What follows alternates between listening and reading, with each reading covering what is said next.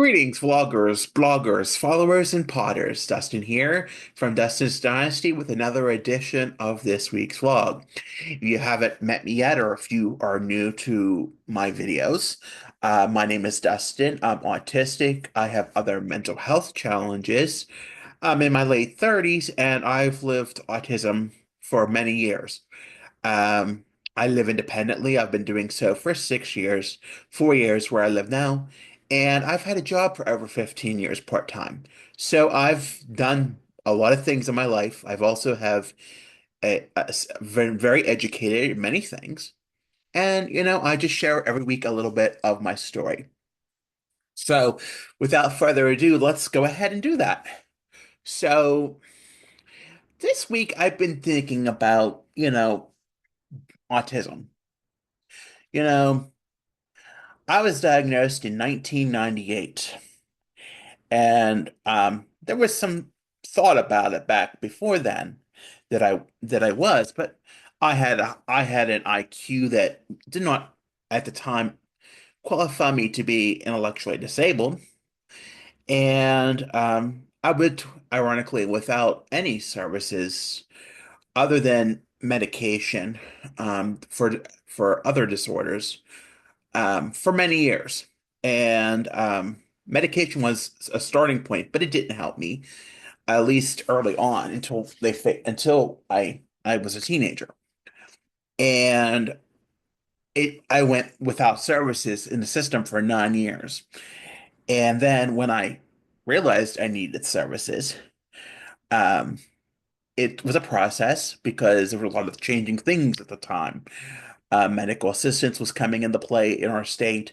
It was something under something called Health Choices, something that I do for my work, but that was coming into play in '99, so that was a big thing.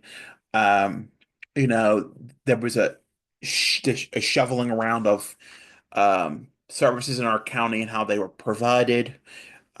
So it was a big change, and then we did paperwork. We lost paperwork. We had to do paperwork again, and so it was a process, even just to get in the door, and then just to.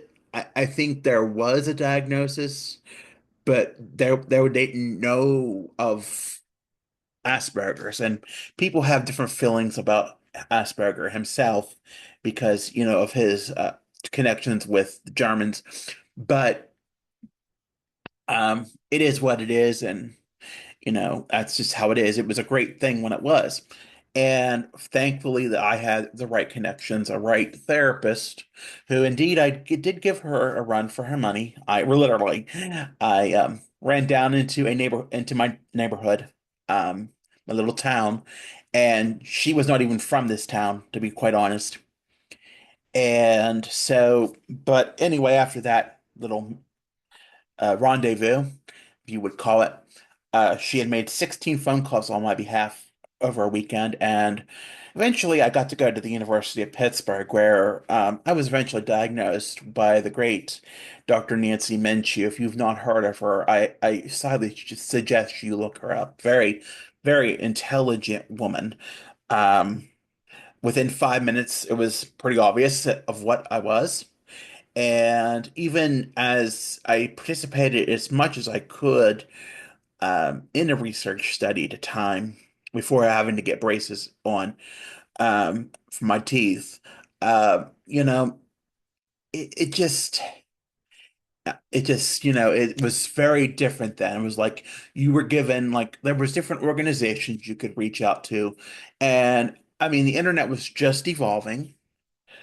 But a lot of this stuff was sent by mail, and a lot of this stuff was very new then. And autism itself is very evolving, um, and very more accepted than what it was even then. Things I was pretty much back then, um, pretty much made to fall into the norms of what everybody else did. Give eye contact, um, you know, follow expectations, so on and so forth. And while that was great and taught me a lot, um, it it held what we know now as autistic masking, where I had to hold that stuff in and hold the way I really wanted to feel and the way I really wanted to be and the true self. It really held that in, and my feelings, my frustrations. I wasn't, I didn't feel as allowed to express myself, or that I just had to fall in line with whatever went on. Junior high school, as I was in at the time, was very, very complicated times. It is for any child. It doesn't matter if you're neurodivergent, neurotypic, or have any challenge. Overall, it's a very, very challenging time for any child. And I was no exception, and I was not the most enjoyable person there. However, um, I would come home and I would just take this feelings out on my parents a lot. And even to now, 20 some years later, there are times where I just don't feel like I don't ex I'm working at it, but there are times where I express what I feel without saying, okay, I just need to vent. And that's I need to throw out that disclaimer. And I work better at it, but it takes time. And, I guess with that being said, it just, there's like this bottled up self, um, as being autistic. And for me, wanting to say, you know, I have to fall into societal norms.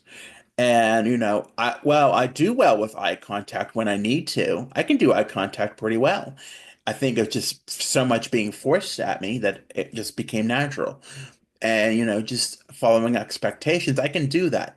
But when it comes to when there's an allowance or a freedom to express yourself and be just who you are, it's kind of hard to say, okay, I'm who I am, I'm autistic, and I can be what I want to be. Now granted, I have to say, there is a limit and to that. And last earlier this year I learned that. And, medication does take off some of that edge, but I think there's a point where, I feel for so much of my life, and even as I live independently, I always felt so bottled up and so like not free to be me. And that was something that was very challenging and very, you know, hard to believe. And I had a lot of guilt about, being autistic and, letting that freedom or that expression or that creativity come out, because that's not what you're supposed to do. That's not normal. You know, all these socio-ideo norms that are just, you know, just being told that, you know, just not having that validation, you know, not being able to, just allow yourself to accept. I think I know that I'm autistic. It's just accepting it and like learning that it's okay if I have echolalia in my house, if I stim. I mean, I don't stim because the medication helps with that, but there are times when I do get excited that, and I guess that I had to learn the hard way that while medication is not for everybody, and I want that to be very, very clear. For me, it is a necessity when I need to go out in the common world. Granted, you know, I couldn't see that when I was not taking care of myself. And eventually, it's something I had to come to terms with, and I have. But, you know, it's not that it's a bad thing. It's just it can be dangerous. And, I think, one of the biggest statements I heard from someone on my treatment team was that you scare people. And, I don't ever want to hear that, because that's not who I am. That's not who I want to be.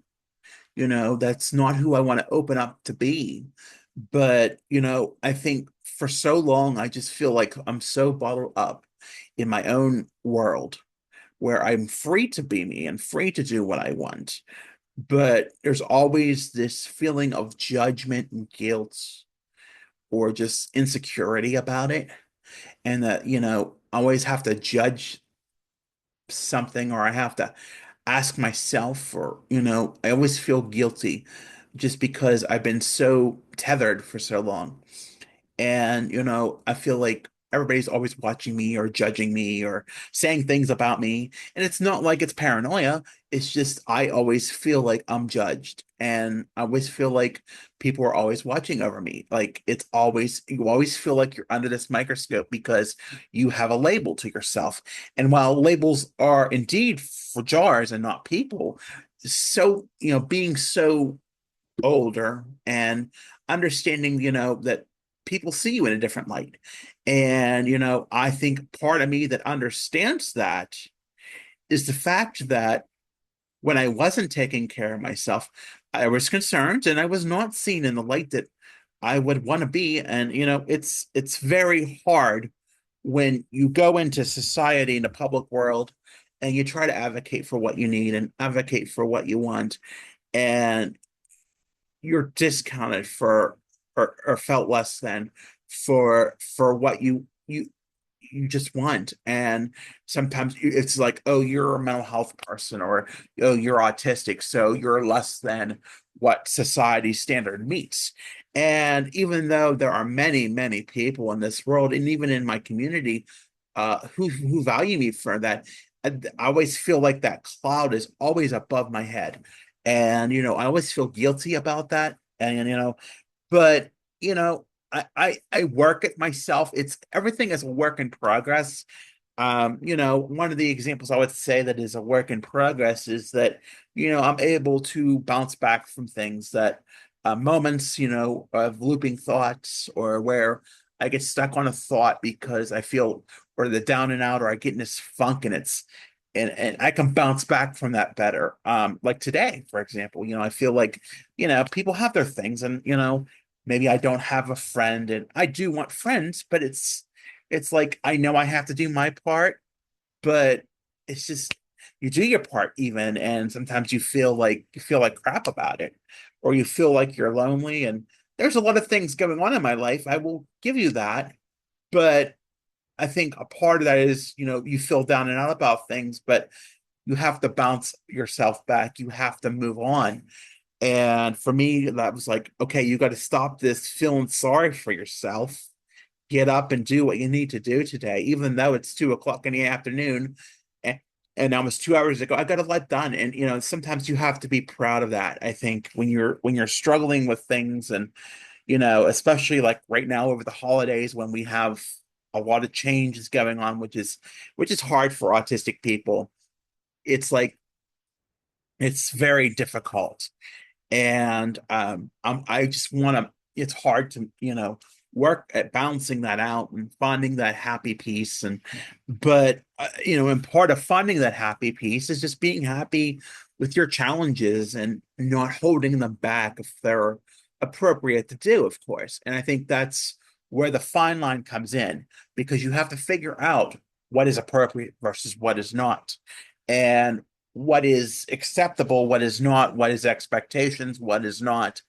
Um, you know, things, I wouldn't have known things where, I think sometimes you have to be able to conduct yourself and in a way that, as much as, I there's sometimes where it's too much stimuli and too much, you know, movement and too much. It's a scary thing, and people get scared, and that puts a negative tone into being autistic, even though some people may think it's there are it has to be a healthy balance, I think. And it took me a long time to come to terms that it has to be a healthy balance. And even though it's just not feeling guilty for things I want to do when I can do them, when I'm well controlled, and when I can be more myself and not feel so guilty and judgmental and just so out of whack. And just learning so much more about autism, and learning more that it's okay to be me, and that I have my thoughts, and I have my feelings, I have my desires, I have my wants, I have my needs, I have my things. And sometimes it's okay, and just being okay that it's okay to be me, and that what I'm feeling is natural and acceptable and doable, even though, there was a long time where, you didn't feel that it was okay, and that you felt like you were under a microscope, or that it wasn't something that it was like a forbidden fruit, or, just something like that. And it just like, it has this feeling that you just don't, it's something you just don't understand. You don't want to, you feel like, when you feel like you're constantly like tethered or under the microscope, it's constant. It's just, it's like, you feel judged for like, just the simplest things. And I feel like, it's like walking on eggshells, even though, but I think sometimes we have to, it's a slow process in loosening up and being okay, because you could be more trusted by others when you're taking care of yourself and you're being well, and and fighting those challenges, that even though, things are challenging, there are things to help. And it's not just medicine, like I said, it's everything. And I think that's part of it that I had to accept too. It wasn't just all about medicine and just what that is. It's a big help, but there's other parts of it that work too, in surrounding that ability. But not feeling guilt for who I am and who I can be, and just allowing myself to be myself when I can be myself when it is appropriate. And I think that's a big fine line where we need to discuss that. We all have feelings, we all have desires, wants, needs, ideas, fetishes, kinks, anything. And I think sometimes we have to understand what's appropriate, what's not appropriate when it comes to those things, and understand if it's a behavior, if it's an issue, we need to work around addressing that behavior, finding a healthy outlet to express that behavior, so that it doesn't become a problem in the public world or wherever it is an issue, so that it doesn't result in further consequences. So I think that's, a big thing I've learned in time as part of being autistic, is that it's a balance, and it's, finding healthy mechanisms. I think it's just something, it's part of everything. Everything is a balance. We all have issues. You know, this time of year is particularly challenging. And, 2024 has been a lot for me. But, I think I am resilient, and I've learned that more and more. Past 4 years have taught me nothing more than I'm resilient, and I keep on going no matter what. And I think, just there's times I do struggle, but you have to bounce back from those and get into the rhythm and things you need to do. And I think that's a big part of it too, is like, if I'm not in my rhythm, if I'm not doing what I'm doing, I'm falling off of where I need to fall on. And that too can be a challenge. It's filling the void, it's falling into rhythm, it's all of those things mixed into one. And it's just accepting things for what they are and being yourself. So, I wish everybody a happy new year. It's been a wonderful holiday. I've got some things. I think it's going to be a great 2025. I'm really looking forward to it. I'm looking to make better, big moves, as far as Dustin's Dynasty goes. And I hope one day I can share them further with you. But, looking forward to moving on with my life and living in the moment and enjoying life for what it is. If you haven't already, be sure to like and subscribe to this video, for I do have a video every week. If you haven't already, be sure to follow me on Facebook, Instagram, X, and Pinterest. If you have on the web, that address is www.dustinsdynastyusa.com.